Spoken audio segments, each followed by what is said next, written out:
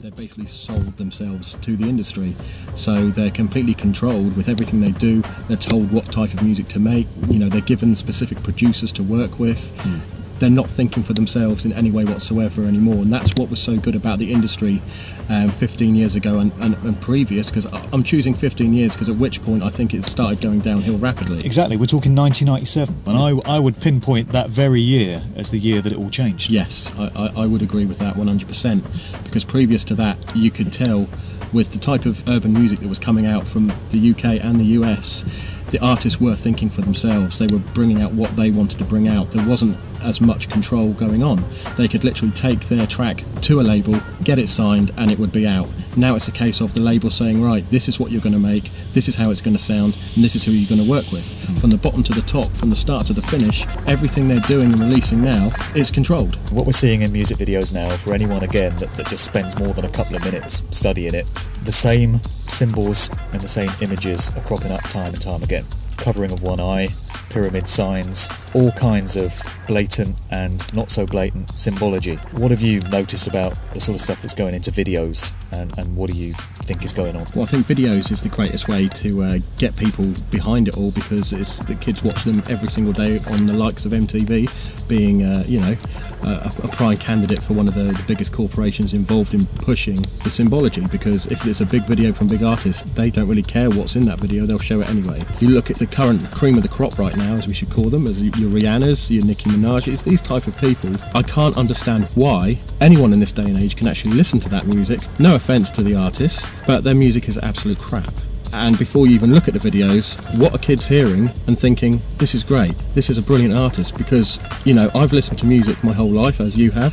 What we're hearing nowadays isn't quality music, but it's getting to the top of the charts, and that's because it's all that's being allowed to be shown on the music networks and on the radio stations. Not even music at all, and it's Minaj. Not, exactly, it's not music, it's nonsense. Yeah. It's become like a carnival act, because some of the stuff that they're showing in these videos isn't fun. It's becoming, ritualistic in some of the symbology that's going on. But kids are watching it and thinking, wow, this is amazing, this is awesome. Where if you look at a video from the mid-90s and before, you'll be seeing people having fun, having barbecues, having a laugh, having a drink, enjoying themselves. There's none of that going on now. It's literally filmed in a studio, hand over the eye, symbology all around, and they're not even noticing it, but we are. And they just think it's the norm to put that in videos, which it really isn't.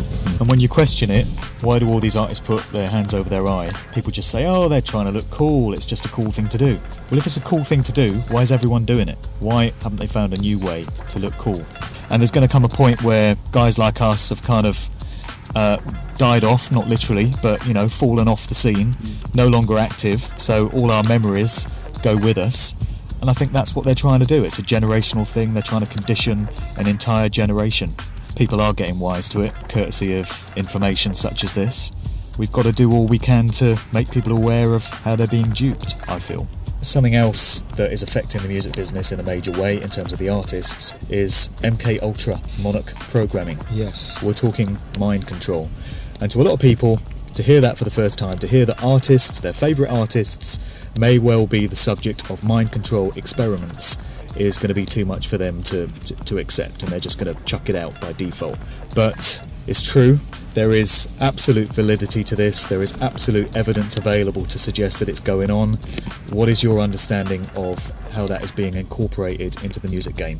What you've got to remember is music and film in our modern day culture, it's so underestimated the effect that it actually has on the overall psyche of everyone, how much when we listen to pop music, when we watch films, it influences us. Most of that is on a subconscious level, so when you take that into consideration, to imagine that level of influence that these media have on us while we're growing up, while we're forming our opinions about the world, if you were to imagine that and then think that the powers that be wouldn't have a way of infiltrating that and making it have this effect on us, well, okay, so is it really so far out to believe that some of these artists would be mind controlled in a way that they could pass off this programming onto us? If you only got to look a little bit into the government black projects, MK Ultra, which stands for Mind Control Ultra, and the people that have come out of these groups, and the harrowing stories of the torture and the things that they've been put through to become what they call MPD, which is multiple personality disorder. Nicki Minaj, she's an absolute textbook example of MPD. You can see her in interviews or listen to an interview speaking about these alter egos that she has. Yes. One of them's called Roman. And if you know anything about MPD or what they do to break people down, they talk about these altars of the mind. They break people down until they have these separate conscious or unconscious sub-personalities that can be drawn upon. These sub-personalities can be programmed with instructions that the other personalities have no idea about. So when Nicki Minaj is talking about Roman, what she could actually be talking about is one of these multiple altars. Absolutely. So for her to Roman Zelensky, which I'm sure, you know, if you look into that, that's got some pretty deep connotations as well, just the name. But for her to be talking about that in an MTV-based interview, which at the end of the day is, you know, for the layman, the people that are going to be listening to that stuff, why is that even being mentioned in an interview? That, you know, that on its own begs questions. Nicki Minaj, another interesting thing is we're talking about how popular she is. I don't know if anyone saw on Facebook this week, there was a young guy somewhere, he went onto Nicki Minaj's page and actually wrote this, have you seen this? There's a big monologue about how much he hated Nicki Minaj. Oh, I did see that, yeah. She's ruined the music industry, yeah. She's polluted the brains of all these teenage girls. This post got 694,000 likes. Now that really says something, because all these people are watching this, but I think in a way they're actually appreciating what garbage it is at the same time, but it's having almost this sort of hypnotic effect on them. So, you know, for someone to write a post about how much they hate an artist and their music and how it's destroying music culture, and this kid was in his teens, so, you know, to get 694,000 likes, that's got some validity. And, you know, I just think Nicki Minaj is an absolutely perfect example of what we're talking about here with one of these, you know, these artists which has been corrupted. You've got the Roman Zelensky altar, which is an allusion to the film director Roman Polanski, of course, who directed Rosemary's Baby. That one's definitely worth looking into if you've never heard of it. And then you've got all these amusing accents that she does. You know, she'll be in an interview or on a track and she breaks into this sort of funny English accent that she does. And people just think it's a novelty, it's just this funny thing that she does. But to me, it seems to be like one of the altars is breaking through. It's easy to hate on Nicki Minaj because she makes such shite garbage music. But when you look into MK Ultra and what it actually involves and what the victims go through, really you should be, you know, having major sympathy for anyone that's had to undergo that, because it's not pleasant. Lady Gaga the same way, because Lady Gaga has altars. She's got this sort of male persona. She dresses up in a suit and, you know, acts like a male. I don't believe that all the artists we're talking about are mind control subjects, but those two to me certainly are. I think Madonna is another very interesting case, because she's obviously involved in this, I think possibly at maybe a higher level than people like Minaj, because if you watch, like, I mean, this has had an awful lot of coverage, the Super Bowl thing this year, the way that she was portrayed in that ceremony was almost like some sort of high priestess. Exactly. Yeah. I get the impression that she's been, you know, one of their playthings for a very, very long time, and she may have been initiated in, although she is probably still a puppet, and, you know, she seems to be initiated to a slightly higher level than some of the pop stars that we're talking about, which are more modern and recent, because, you know, remember how big Madonna has been for so many years, how many you know, formative lives she has touched with her music videos and her, you know, her art.